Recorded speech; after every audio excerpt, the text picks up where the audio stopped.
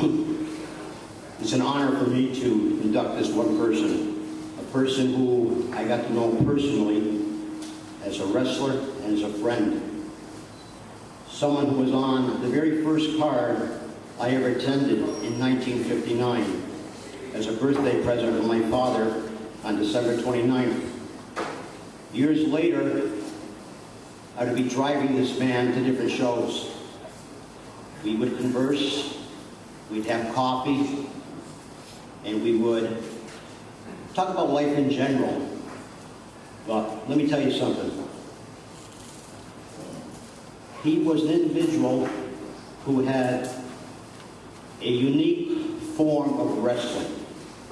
No, hardcore wrestling was not started by ECW, nor any one of Paul Heyman's guys.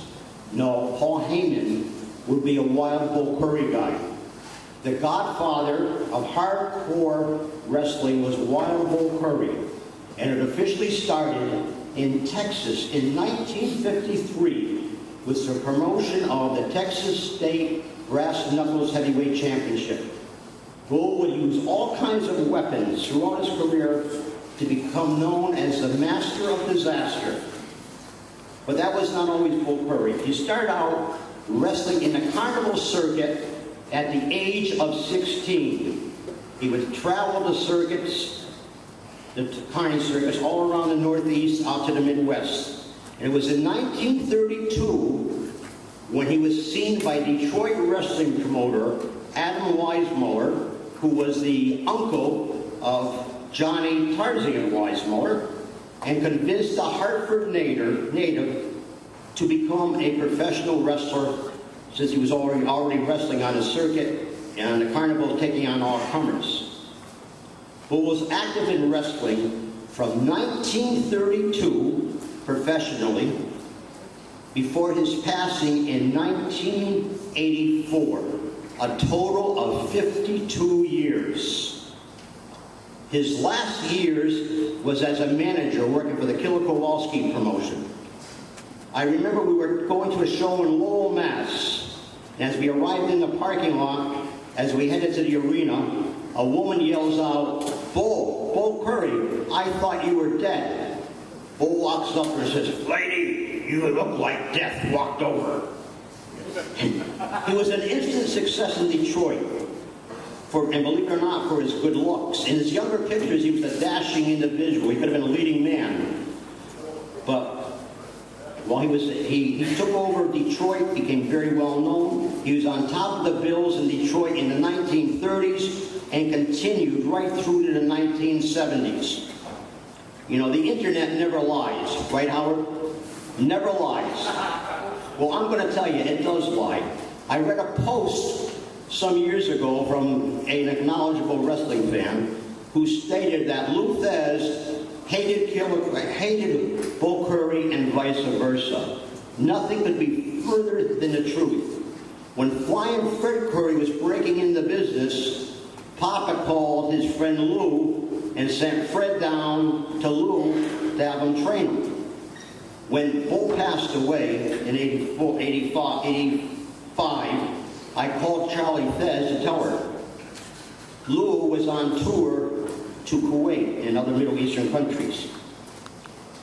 She said she would tell Lou when he called that night. She called me back the next day and said that the champ was choked up when he heard the passing of his friend. In going over some wrestling memorabilia of Bull's, I noticed that one of his arch rivals was Chuck Bull Montana. They wrestled in a main event in Detroit in 1946. It was a gimmick match. It was a boxing match. 10 rounds. Bull would always save everything from the orders of his wife. And he put down what the payoff was and also what the attendance was. The attendance was a little over 1,400 people.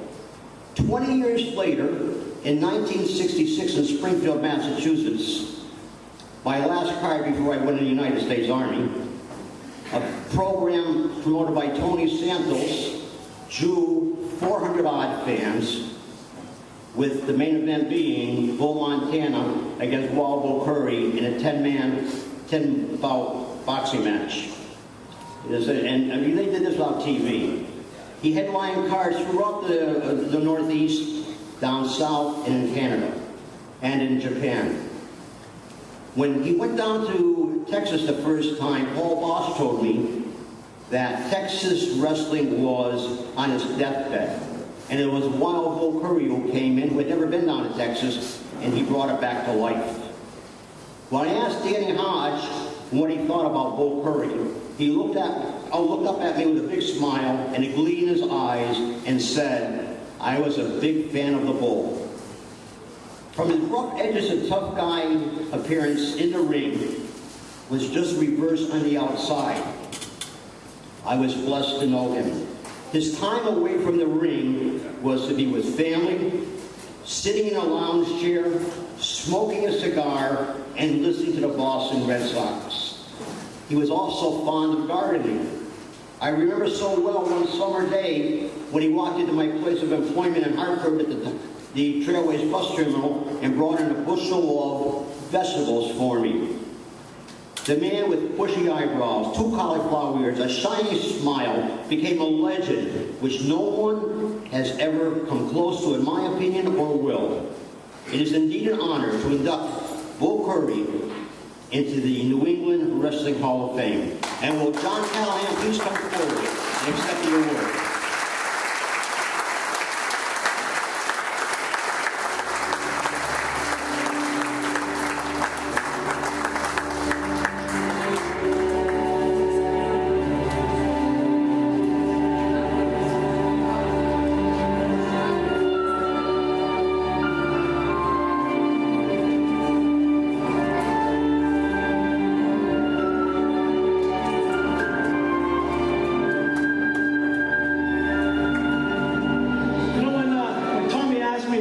Accept this award on behalf of the Curry family.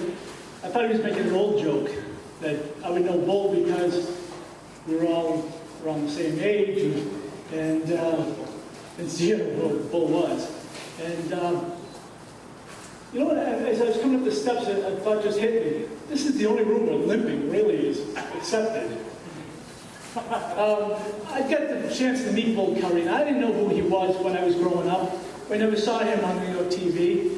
We only saw Flying Fred. And I'd hear things about, Fred Curry is the son of Wild Bull. And, okay, you see him in some magazines, and you really didn't know who he was. Training with Killer Kowalski was a heck of an opportunity because I got to meet some of the old school wrestlers. And one of those wrestlers was Wild Bull Curry. In 1981, we were doing a TV show in Boston called Bedlam from Boston. And Wild Bull Curry was a manager that came in for us.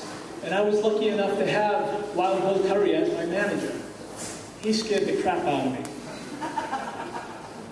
He has a look about him that even when he is being the nicest person in the world to you, you just want to keep backing away. Because at some point you think this Wolverine is about to attack you.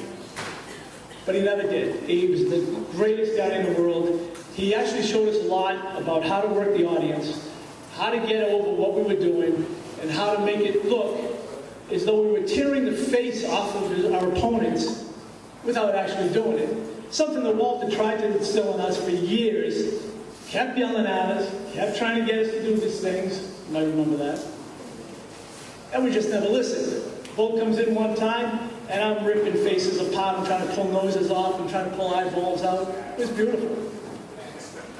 But over the last few years, as the guys are getting older and everybody's starting to retire and getting out and doing other things, it's nice that we have things like this where boys can get together. And unfortunately, Fred couldn't make it tonight, but I'm sure that he would have loved to have accepted this award.